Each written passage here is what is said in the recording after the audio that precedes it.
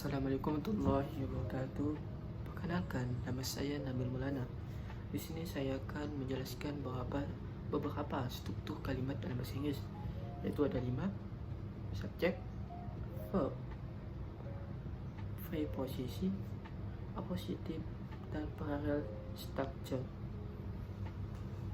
Jadi, di sini saya akan menjelaskan terlebih dahulu apa itu subjek. Apa?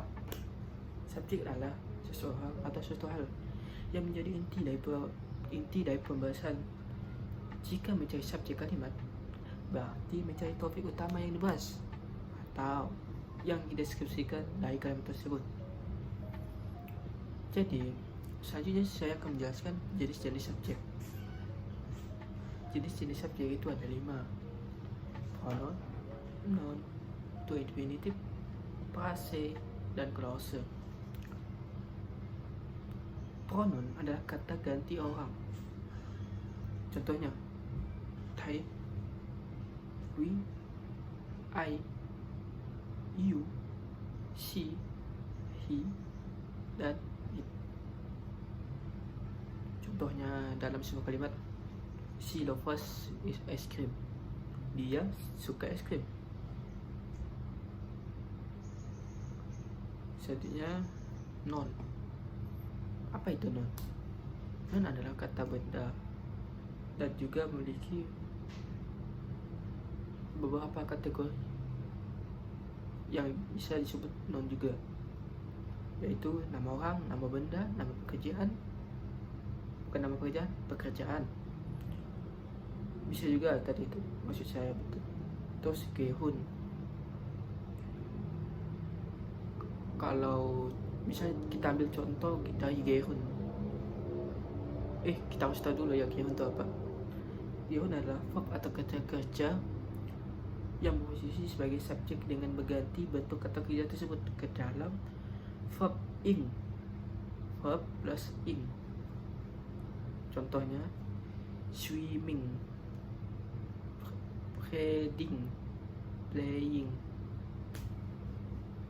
Jadi itulah contoh beberapa penjelasan yang masuk dalam kategori noun. Selanjutnya saya akan menjelaskan apa itu to infinitive. To infinitive adalah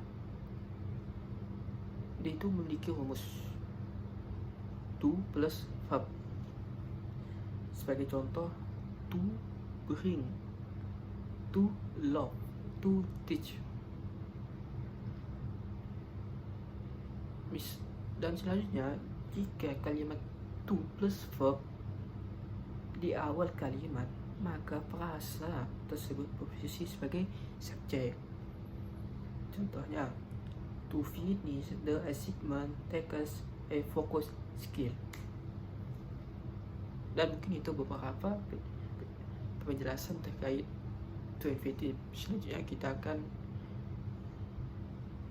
jenis-jenis subjek keempat, yaitu phrase. Apa itu phrase?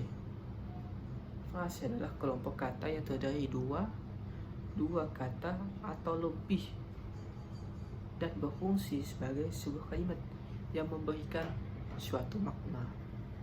Contoh, what you have said make me angry. Di sini kata what you have said,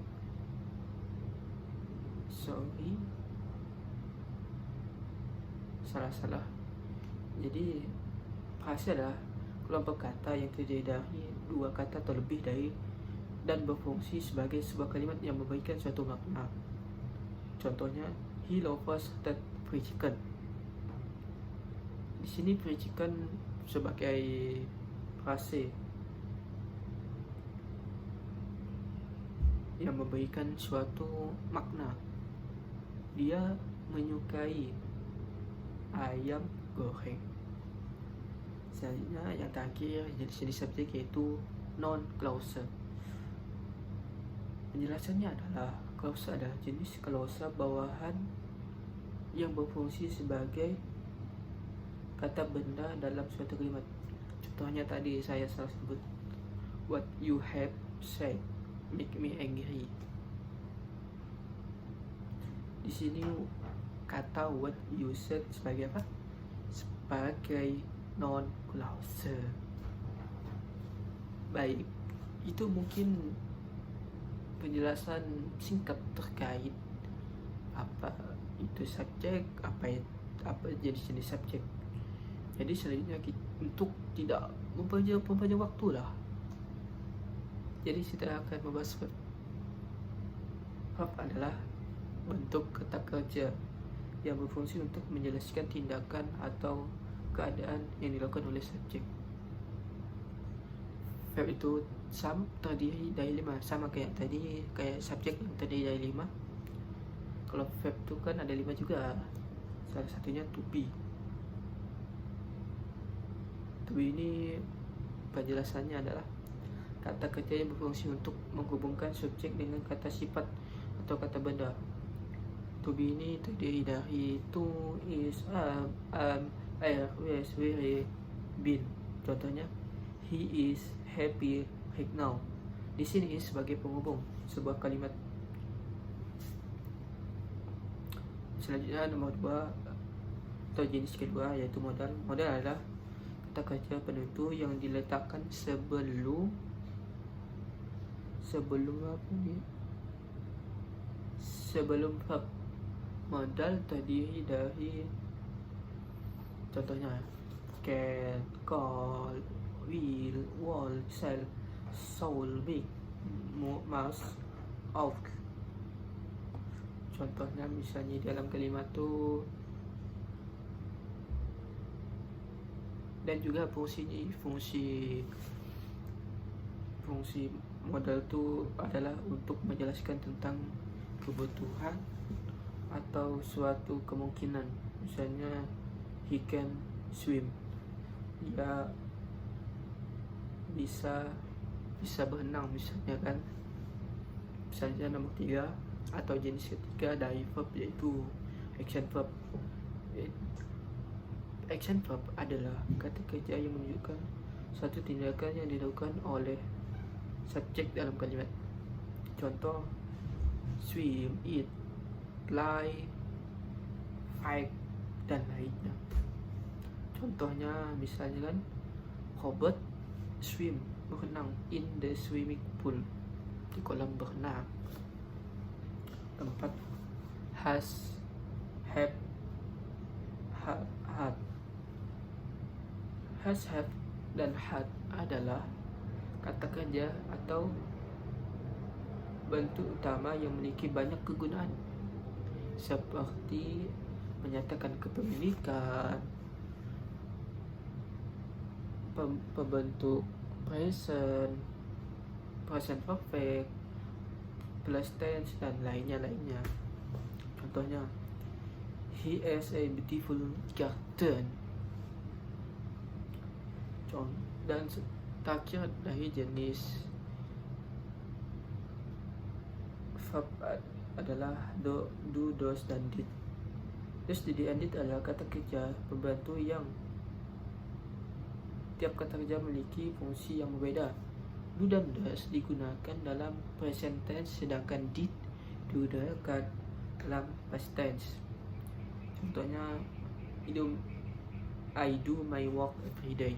Di sini saya akan melanjutkan tentang object of proposisi. Jadi, apa itu object of proposisi?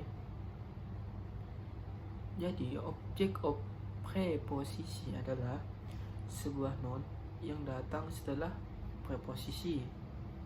Misalnya, contohnya at, with, in, to, by, in, of, to, behind, for, and on.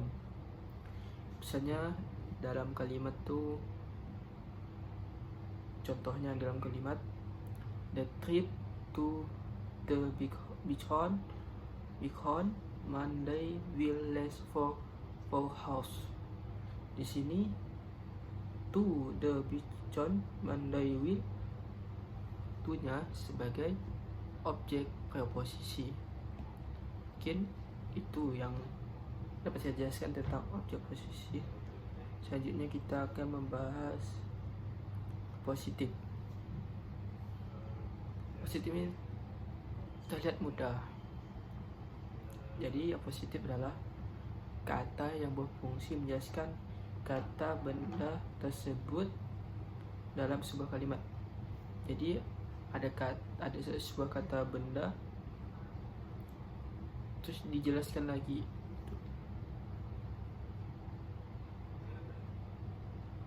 Contohnya, J.C. Owen, an Olympic athlete, was a talented sprinter. Jadi J.C. Owen ni subjek, terus jelaskan lagi bahwa J.C. Owen itu Olympic atlet Olimpik. Jadi kita tahu J.C. Owen itu siapa gitu. Selanjutnya kita akan membahas apa hara struktur. Jadi mungkin kawan-kawan sudah tahu ya, atau belum tahu. Yang belum tahu mungkin bisa dengarkan penjelasan saya. Jadi apa itu paralel struktur? Paralel struktur adalah kumpulan kata yang memiliki bentuk atau struktur yang sama dalam satu kalimat.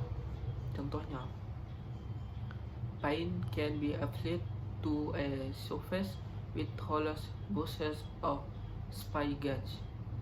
Di sini kita bisa melihat rollers, brushes, dan or spyglass. Di sini memiliki struktur yang sama, yaitu di ujungnya ada s untuk menjelaskan kalimat jamak, kata benda jamak. Jadi strukturnya sama.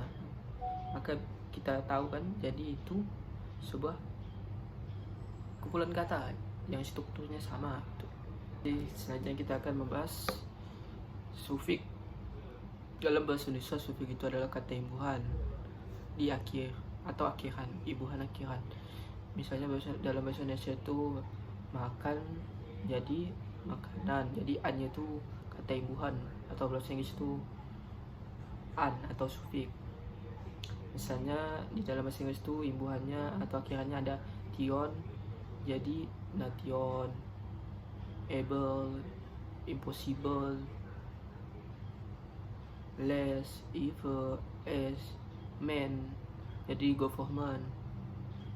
Misalnya n, y, etrs, full. Misalnya kita cari lagi contohnya kata beauty. Ketika dikasih imbuhan menjadi beautiful, yang awalnya kata benda beauty, jadi kata sifat yaitu beautiful, kecantikan. Yang awalnya beauty itu cantik, ketika ada fullnya menjadi ya, atau jadi beautiful itu jadi kecantikan, jadi kata sifat.